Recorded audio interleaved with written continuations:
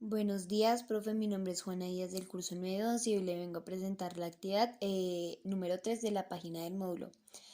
Entonces, como primer punto, teníamos que hacer un glosario con las siguientes palabras: presidente, república, promulgar, autonomía, descentralización, propuestos, em, procurador, fiscalía, defensoría, tutela, petición y plebiscito referido.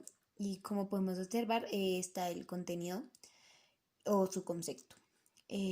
Como dos, teníamos que hacer un dibujo de los tres poderes públicos. Entonces, uno de ellos es la rama legislativa, que es la encargada de hacer, formar, recibir propuestos y ordenar las leyes. También esta representa que el Congreso de la República está compuesto por la Cámara de Representantes y del Senado.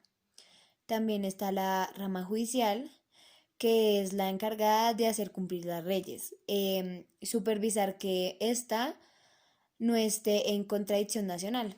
Y también que la Fiscalía General de la Nación, de la Corte Suprema, de la Justicia y del Consejo del Estado, también del Consejo Superior y la Corte Constitucional. Por último, está la rama ejecutiva, que es la que corresponde ejecutar en forma coordinada todas las actividades administrativas, que está el servicio de los intereses generales de la comunidad para el cumplimiento de los fines esenciales del Estado. Está representada por el presidente de la República. El 3 es quien integra el Poder Judicial y pues en primer lugar está integrada por 7 miembros. Está el presidente de la Corte Suprema Judicial, que también será el Consejo, los 3 consejos designados por el Pleno de la Suprema Corte y entre los magistrados de circuito designados por el Senado y uno de los presidentes de la República. El cuarto era una pregunta que por qué las leyes en Colombia son tan pésimas a la hora de aplicarlas. Y pues también más que todo en Colombia hay mucha corrupción, que es como lo más esencial que ocurre por esto. A la hora de aplicar este tipo de leyes, mm, que no son aplicadas a los ciudadanos y también algunos de sus derechos no se hacen cumplir, como por ejemplo que en Colombia la mayoría de los delincuentes no van a la cárcel, que es una cosa que es una situación muy complicada, ya que los delincuentes seguirán em, haciendo las mismas cosas si no hay ley, si no hay derechos a los demás. Entonces, también hay muchos delincuentes responsables de las capturas, no son capturados.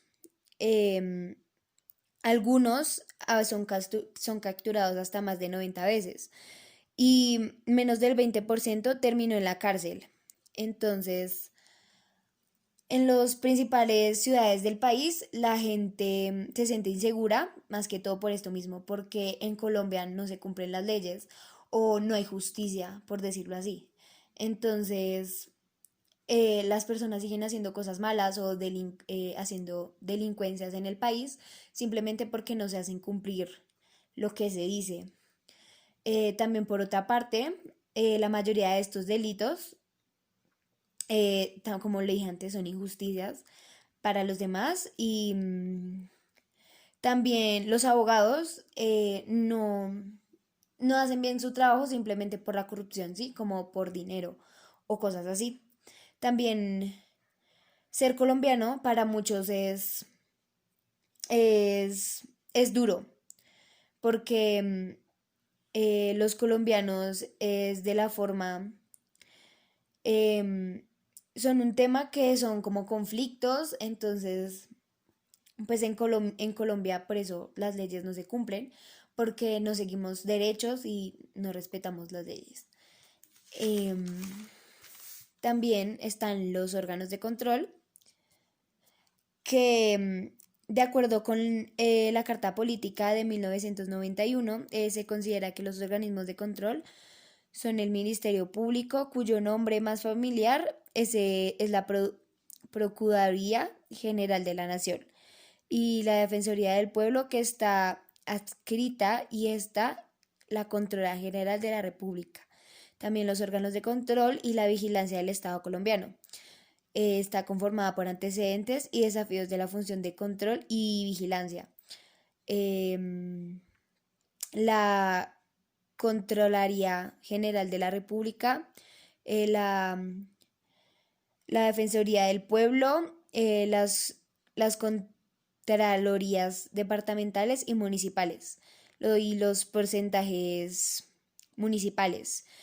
También desde se caracteriza por su autonomía frente a las demás funciones de los órganos y ramas del poder público.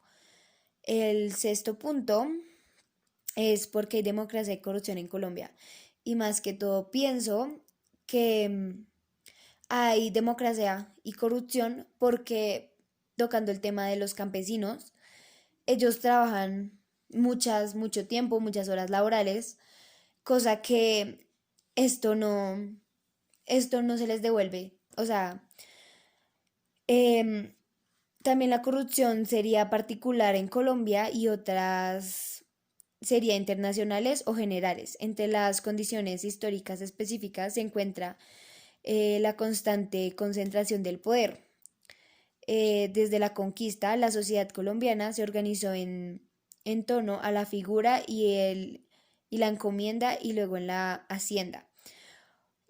Porque por eso fueron las normas reales y generales, que de hecho se cumplirán todos los colombianos.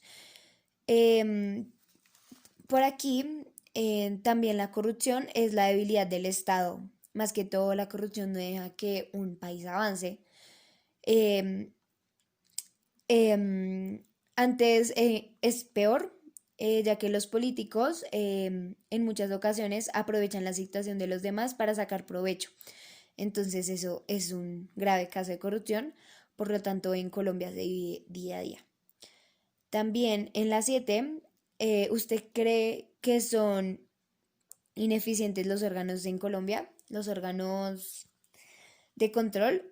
Pues más que todo, el Ministerio Público entrega desde luego el Estado, ya que es un factor importante de los órganos de control que se evidencia en Colombia, pero depende de alguna de las ramas constituidas para realizar las funciones. Por lo tanto, en mi opinión, no se cumplen en Colombia porque no es todo lo que esto promete.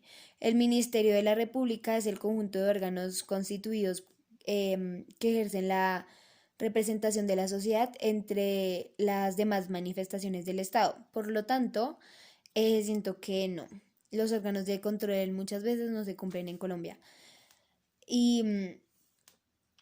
en la 8 es que es que con tantos recursos que el país genera, los cuales deben invertirse en el pueblo, que estos son dineros, también pues son cosas de corrupción. Digamos, pienso que vivimos en un país donde el que trabaja menos le pagan un buen presupuesto y el que paga más, como los campesinos, les dan mucho más. Entonces, también trabajan como en esto de la agricultura. Por la corrupción, el campesino no tiene tantos recursos, por eso somos un país con mucha corrupción y siento que con tantos recursos que genera el país, los cuales deben reinvertirse en el pueblo, cosa que no pasa. Y todo lo que el pueblo trabaja no se invierte, o sea, no se devuelve. También la corrupción por parte es una injusticia hacia ellos, ya que los políticos se quedan con las ganancias. Se podría decir que es un tipo de robo y que los que trabajan duro para poder salir adelante, ya que los campesinos no tienen mucha educación. Por lo tanto, se dedican a su trabajo para sacar adelante a su familia. em, lo cual esto lo que hacen la corrupción son actos muy graves. También el 9 está quienes forman la organización electoral y cuál es la función de ella. Entonces, más que todo está formado por un Consejo Nacional Electoral, por la Registraduría Nacional del Estado Civil y los demás organismos que establezca la ley. Es un organismo autónomo e independiente que hace parte de la organización electoral junto a la Registraduría Nacional del Estado Civil. El número 10 es los colombianos que son elegidos por voto popular. Y principalmente está el presidente y el vicepresidente de la República, que es elegido cada 4 años. También están los 202 senadores y los 166 representantes que cumplen el mismo periodo de ellos y los 2 senadores. También está el gobernador en cada uno de los 30 departamentos, en donde también elegimos una asamblea que según el departamento puede tener entre 11 y 31 miembros. También está el alcalde, que cada uno de los 1.102 municipios del país, en donde también hay consejos que puede tener según el municipio. También finalmente elegimos a los miembros de las juntas administrativas que cumplen funciones administrativas en las comunas, la variedad y la localidad de cada municipio. La 11 es una pregunta.